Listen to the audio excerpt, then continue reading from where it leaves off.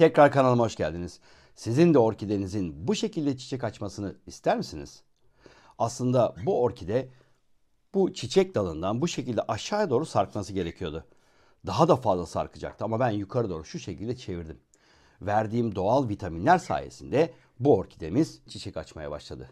Kanalımda orkide canlandırma ve çiçek açtırma ile ilgili yüzlerce video bulunmaktadır.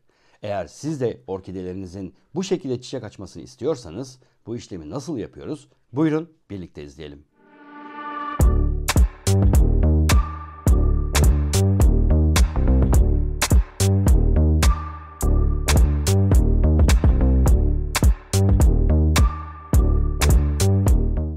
Orkideyi coşturmak ve sürekli çiçek açmasını sağlamak için evde kolayca yapabileceğiniz 5 şey. Birincisi, köklerin arasındaki süngeri mutlaka çıkarın. Sünger içerisindeki su, orkideyi beslerken aynı zamanda bakteri ve böceklerin yuvası olduğunu unutmayın. Hediye gelen bir orkidede bile bu süngeri mutlaka söküp atın. Mikroskop altında incelediğimizde süngerin içindeki zararlıları görebilirsiniz. İkincisi, orkide toprağını sade kullanmayın. Mutlaka farklı karışımlar ekleyin. Bu karışım orkideyi sürekli besler ve kökleri nemli tutarken hava almasını da sağlar. Orkide saksısının 3/4 kadar orkide toprağını kaba boşaltın. Üzerine yarım su bardağı torf toprak ekleyin. Yarım bardak da perlit ekleyin. Bunlar toprak nemini ve minerali dengeleyecektir. Bu karışımı tüm orkidelerinize uygulayın. İyice karıştırın. Tüm orkidelerinizde bulunan ağaç kabuklarını bu karışımla değiştirin.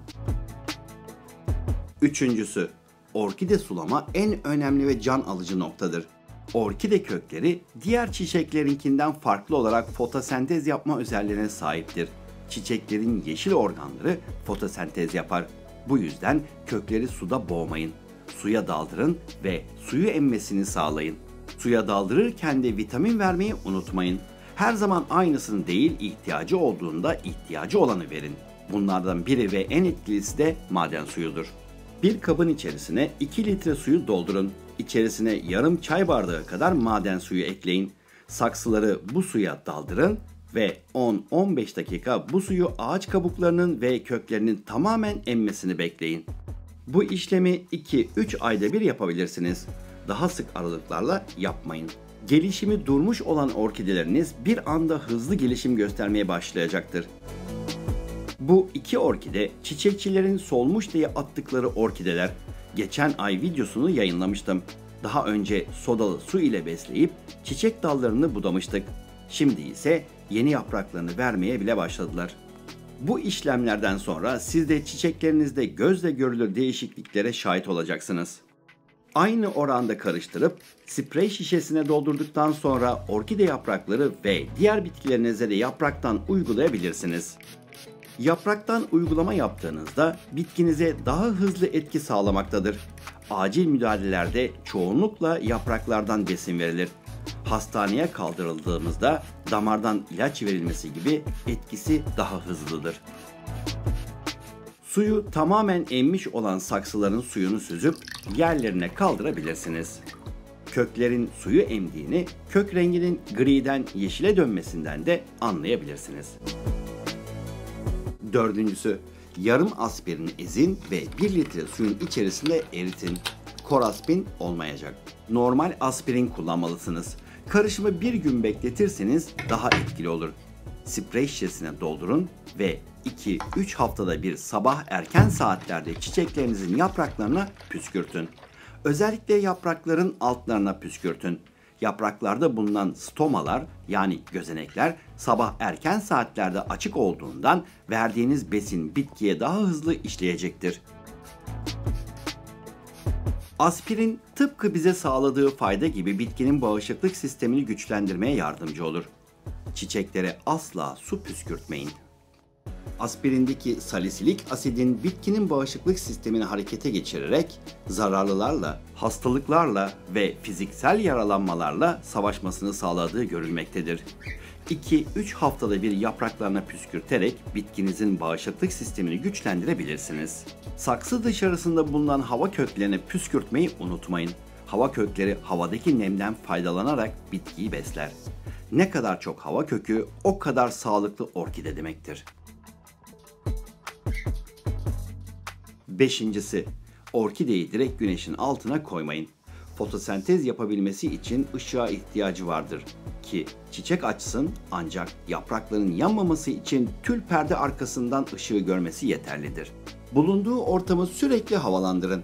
Orkide hava sirkülasyonu olan bir ortamda olur ise, yani sürekli çiçeğin etrafında temiz hava akışı olur ise çok mutlu olur ve çiçek açmak için can atar. Orkide normalde bu şekilde çiçek dalını aşağı sarkıtarak çiçek verir. Orkidenin normalden daha fazla çiçek adeti vermesi için burada olduğu gibi çiçek dalını dairesel olarak konumlandırabilirsiniz.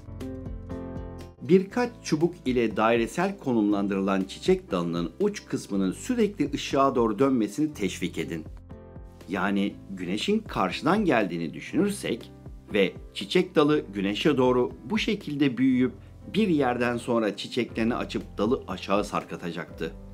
Oysa ki ben bu çiçek dalı tam güneşe doğru eğilmeye başladığında saksıyı biraz yana çevirdiğimde bitki güneşe tepki vereceğinden dolayı yana doğru dönmeye başlıyor.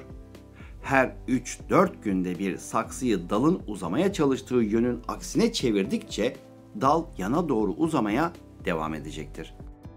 Çiçek dalı ışığa döndükçe siz saksıyı aksi yöne biraz daha çevirin. Sürekli yeni tomurcuklar vermeye devam edecektir. Bu arada orkideniz daha fazla çiçek açmaya başladıkça siz orkidenize fosfor desteği vermeyi kesinlikle unutmayın. Fosfor desteğini nasıl sağlayacağız? Yukarıdaki linkten ya da açıklamalara ekleyeceğim linkten çiçeğinize doğal yollarla fosfor gübresini nasıl vereceğiniz ile ilgili videoma ulaşabilirsiniz. Kanalımda çiçek bakımından zararlılarla mücadeleye kadar sebze yetiştiriciliğinden doğal gübre yapımı gibi ziraat ile ilgili 400'den fazla video bulunmaktadır. Gerçekçi sonuçlar ve doğru içerikler izlemek isterseniz sizleri de aramıza bekleriz. Bir videonun da sonuna geldik. Bu videoyu paylaşın ki herkes görsün ve altına yorum yapın. En azından basit bir teşekkür veya bir öneri gibi geri bildirim yazın. Videoyu beğendiyseniz beğeni tıklamayı, kanalıma yeni geldiyseniz kanalıma destek olmak için ücretsiz olarak abone olabilirsiniz.